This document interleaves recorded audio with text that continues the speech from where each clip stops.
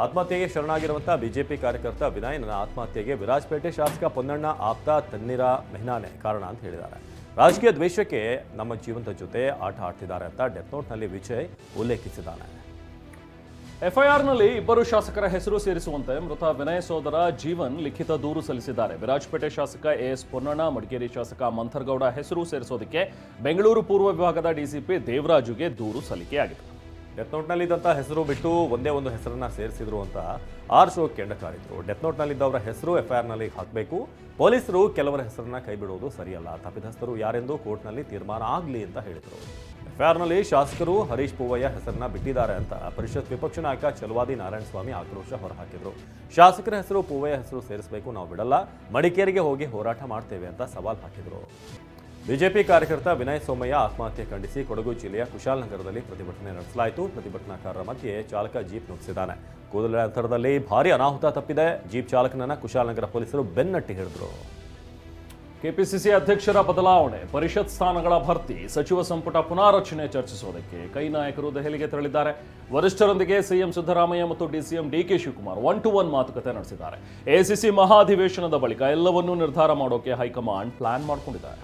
Congress high command ಕುರ್ಚಿ ಬದಲಾವಣೆ ಕೂಗಿಗೆ break ಹಾಕಿದೆ. ಯಾಕಂದ್ರೆ ಮೇ 20ರಂದು ಸರ್ಕಾರ ರಚನೆಯಾಗಿ 2 ವರ್ಷ ಪೂರ್ಣಗೊಳ್ಳಲಿದೆ. ಇದರ ಪ್ರಯುಕ್ತ ರಾಜ್ಯಾದ್ಯಂತ ಸಂಭ್ರಮಾಚರಣೆ ನಡೆಯಬೇಕು. ಜೊತೆಗೆ ZP TP ಚುನಾವಣೆ ಘೋಷಣೆ ಆಗಲಿದೆ.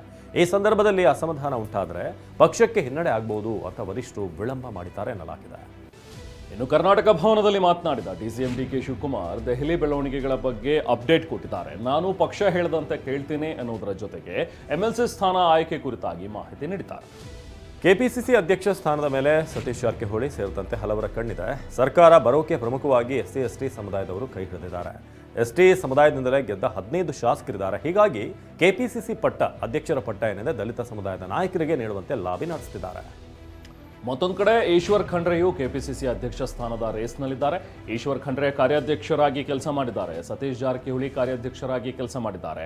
ಆದರೆ ಅದೇ ಭಾಗದಿಂದ ಖರ್ಗೆ ACC ಅಧ್ಯಕ್ಷರಾಗಿದ್ದಾರೆ. ಇದೀಗ ಅದೇ ಭಾಗದವರಿಗೆ ಕೆಪಿಸಿಸಿ ಪಟ್ಟ ಕೊಟ್ಟರೆ ತಪ್ಪು ಸಂದೇಶ ಹೋಗುತ್ತೆ ಅನ್ನೋ ಲೆಕ್ಕಾಚಾರ ಕೂಡ ಹೈಕಮಾಂಡ್ ಮುಂದಿದೆ.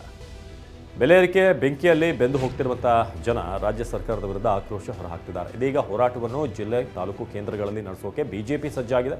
ಇಂದು 2ನೇ ಹಂತದ ಹೋರಾಟ ನಡೆಸಲಿದೆ. ಇಂದು ರಾಜ್ಯಾದ್ಯಂತ ಪ್ರತಿಭಟನೆ ರಣಕಹಳೆ ಮೊಳಗಿಸಲಿದ್ದು ಏಪ್ರಿಲ್ 7ರಂದು ಸಿಎಂ ಸಿದ್ದರಾಮಯ್ಯ ತವರು ಜಿಲ್ಲೆ ಮೈಸೂರಿನಲ್ಲಿ ಧರಣಿ ನಡೆಸಲಿದ್ದಾರೆ.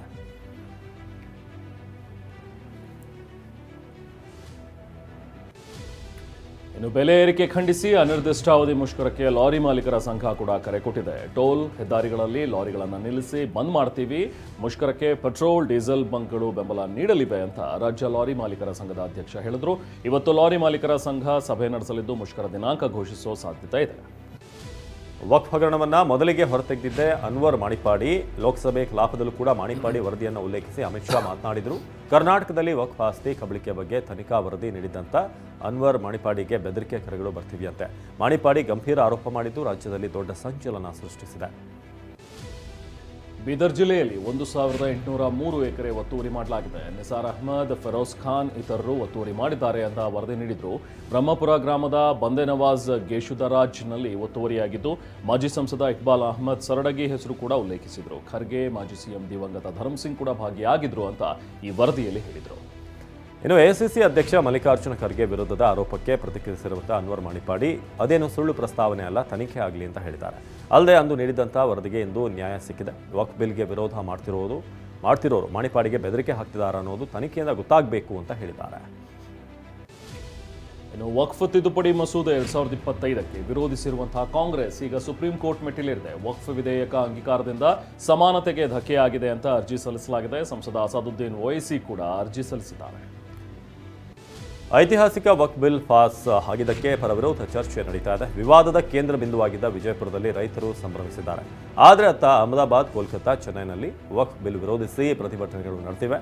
ಇನ್ನು ಜಮ್ಮು ಕಾಶ್ಮೀರದಲ್ಲಿ ಮಸೂದೆ ಬೆಂಬಲಿಸಿ ಜನ ಸಿಹಿ ಹಂಚಿದ್ದಾರೆ. ಕರ್ನಾಟಕದಲ್ಲೂ ನ್ಯಾಯಮೂರ್ತಿಗಳ ಆಸ್ತಿಗಳ ವಿವರ ಬಹಿರಂಗಕ್ಕೆ ಮನವಿ ಮಾಡಲಾಗಿದೆ. ಬೆಂಗಳೂರು ವಕೀಲರ ಸಂಘ ಮುಖ್ಯ ನ್ಯಾಯಮೂರ್ತಿಗಳಿಗೆ ಪತ್ರವನ್ನು ಕೂಡ ಬರೆದಿದೆ. ಸುಪ್ರೀಂ ಕೋರ್ಟ್ ನಿರ್ಧಾರದಂತೆ ಹೈಕೋರ್ಟ್ ಸಹ ನಿರ್ಧಾರ ಕೈಗೊಳ್ಳಬೇಕು. ರಾಜ್ಯದ ಎಲ್ಲ ನ್ಯಾಯಾಧೀಶರು ಕೂಡ ಆಸ್ತಿ ವಿವರ ಘೋಷಿಸಬೇಕು. ಈ ಬಗ್ಗೆ ಪೂರ್ಣ ಸಭೆಯಲ್ಲಿ ನಿರ್ಧಾರ ಕೈಗೊಳ್ಳೋದಕ್ಕೆ ವಕೀಲರ ಸಂಘ ಮನವಿ ಮಾಡಿದೆ.